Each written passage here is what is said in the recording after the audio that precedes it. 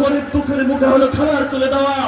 জুলাইয়ের চেতনা হলো নারীদেরকে শিক্ষা ক্ষেত্রে অগ্রণী করে তোলা।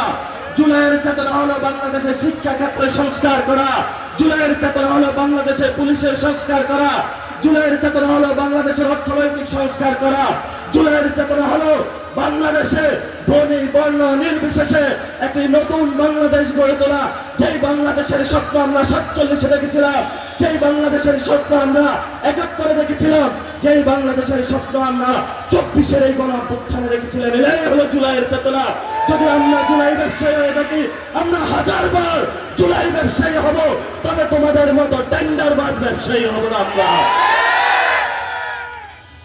আজকের এই আন্দোলনে গত 17 বছর নারীদের উপরে নির্যাতন চালানো হয়েছে। শুধু বগুড়া শব্দ থাকার কারণে সার্টিফিকেটে, তাদের আইডেন্টিটি কার্ডে গত 17 বছরে দেখেছি বগুড়াবাসীকে কোথাও চাকরি দেওয়া হয় নাই। আমরা চাই বাংলাদেশের কেউ ফেনীর হোক, কেউ বগুড়ার হোক, কেউ গোপালগঞ্জের হোক, এই আইডেন্টিটির কারণে সে চাকরি পাবেও না, আবার তাকে অগ্রগামীও করা হবে না। এই ধরনের বৈষম্য আমরা চাই না। বগুড়ার ছেলেরা যথেষ্ট মেধাবী, তারা লেখাপড়া করে চাকরি নিতে পারে, তাদের গোপালগঞ্জের মতন কোটা বাংলাদেশে প্রয়োজন হবে না। প্রিয় বগুড়াবাসী, আপনারা হয়তো আপনাদের ইতিহাস ভুলে গিয়েছেন। এই বগুড়া একটা সময় রাজধানী ছিল, রাজধানী। এই বগুড়ার পুণ্ডনগর যখন ছিল, এই বগুড়া থেকে পুরো সাউথ এশিয়া রাজত্ব করা হয়েছে। আপনারা যারা আজকে এখানে মুখ তুলে দাঁড়িয়ে আছেন, আপনারা হলো রাজাদের বংশধর। এই রাজাদের বংশধরকে কারা আজকে এই শৃঙ্খলার মধ্যে আবদ্ধ করেছে, এই ইতিহাস যদি আপনারা আবার নতুন করে পড়েন, তাহলে বগুড়াবাসী যদি জেগে উঠে, তাহলে পুরো বাংলাদেশ আবার নতুন করে জেগে উঠবে ইনশাআল্লাহ। প্রিয় বগুড়াবাসী, এইখানে অনেক তরুণ যুবক একত্রিত হয়েছে, অনেক সাংবাদিক ভাইয়েরা একত্রিত হয়েছে। এই সাংবাদিক ভাইদের যে স্যালারি দেয়, এই স্যালারিতে ওনাদের হলো বাসা ভাড়া হয় না। আমরা সাংবাদিক ভাইদেরকে যদি ক্ষমতায় আসি বা বর্তমান যারা সরকারে রয়েছে, আমরা বলবো তাদেরকে স্যালারি বৃদ্ধি করে দিন। সারাদিন পরিশ্রম করে আপনাদের প্রতিনিয়ত কারা ডাকাতি করে, কারা সন্ত্রাসী করে, কারা চাঁদাবাজি করে, কারা আপনার ক্ষতি করে, এই সংবাদগুলো আপনাদের কাছে নিয়ে যায়। তাহলে এই ভাইদের বেতন যদি সরকার না বাড়ায়, তাহলে এই ভাইগুলা কোথায় গিয়ে খেয়ে দেয়? এই আপনাদের এই পরিবেশটা নিশ্চিত করবে, সেটা আমরা সরকারের কাছে প্রশ্ন রেখে গেলাম।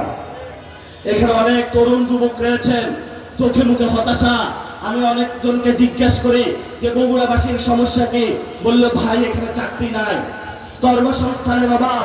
আজিজুল হক থেকে পড়াশোনা করছে, বাবা রাতে ফোন দেয়, কিরে তোর চাকরি হয়েছে, বাবাকে লজ্জায় বলতে পারে না, কারণ তারই জায়গায় আরেকজন যে বিএনপির গুন্ডা পান্ডা, এই কোটায় তাকে হলো সরকার চাকরি দিয়ে দিয়েছে।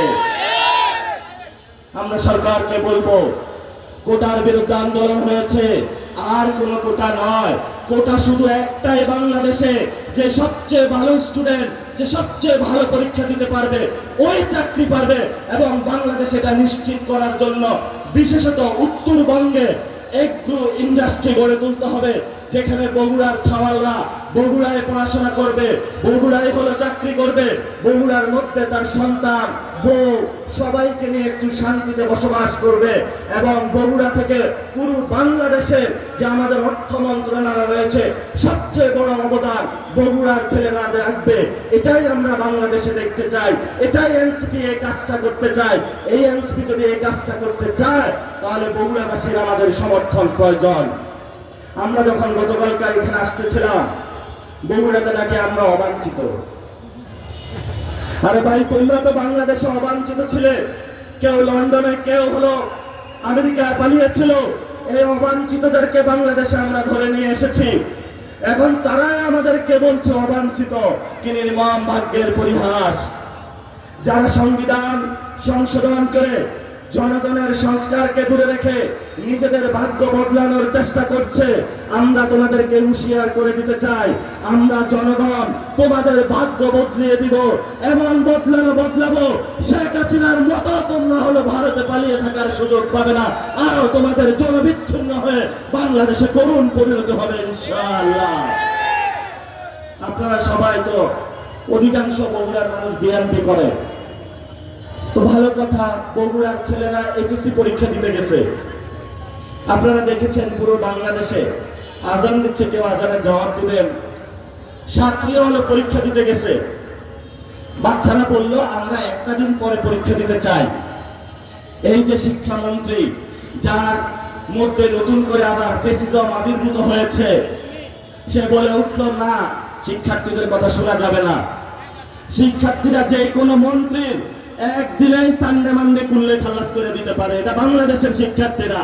এদের সাথে কোনো মন্ত্রী আপনারা পাঙ্গা নেবেন না। যারা বাংলাদেশের শিক্ষার্থীদের সাথে পাঙ্গা নিয়েছে তাদের পরিণতি হয়তো দিল্লি হয়েছে, আর যারা ভবিষ্যতে নেবে তাদের পরিণতি কি হবে সেই ঘোষণা আমরা নিশ্চয়তা দিতে পারি না। এত বাজে পরিণতি হবে সেটার আমরা ঘোষণা নিশ্চয়তা দিতে পারি না। অনেক হয়েছে, একজন অর্থমন্ত্রী দিয়েছে, সে হলো সবচেয়ে বাজে একটা লোককে হলো বাংলাদেশ ব্যাংকের গভর্নর বানিয়েছে। আপনাদের এখানে অনেক ইসলামী ব্যাংকের টাকা আছে, টাকা তুলতে যান লিমিট শেষ, যেই ব্যাংকে যান লিমিট শেষ। একজন ত্রাণ মন্ত্রী হয়েছে, গত এই যে দক্ষিণবঙ্গে বন্যা হয়েছে, 51 জন নাগরিক মারা গিয়েছেন, 1,20,000 গরু পানির নিচে ডুবে গিয়েছে, গবাদি পশু। কিন্তু ত্রাণ মন্ত্রীর চেহারা মাশাআল্লাহ একবারও আমরা দক্ষিণবঙ্গে দেখতে পাইলাম না। আরেকজন আছে আপনাদেরই প্রিয় ব্যক্তিত্ব, সালাউদ্দিন, যার এমন বাদখানা, এমন অহংকার, যেই অহংকার হলো ফেরাউন নমরুদের চেয়ে বেশি তার অহংকারের মাত্রা বেড়ে গিয়েছে। এই ফেরাউন নমরুদদেরকে শায়েস্তা করার জন্য বগুড়াবাসী 2024-এর জুলাইয়ে যেইভাবে রাস্তায় জেগে উঠেছিল, রাজপথ প্রকম্পিত করেছিল, এই সব নমরুদ ফেরাউনদেরকে সাইজ করার জন্য নতুন করে আমাদের বগুড়াবাসী জেগে উঠে প্রস্তুত আছে তো?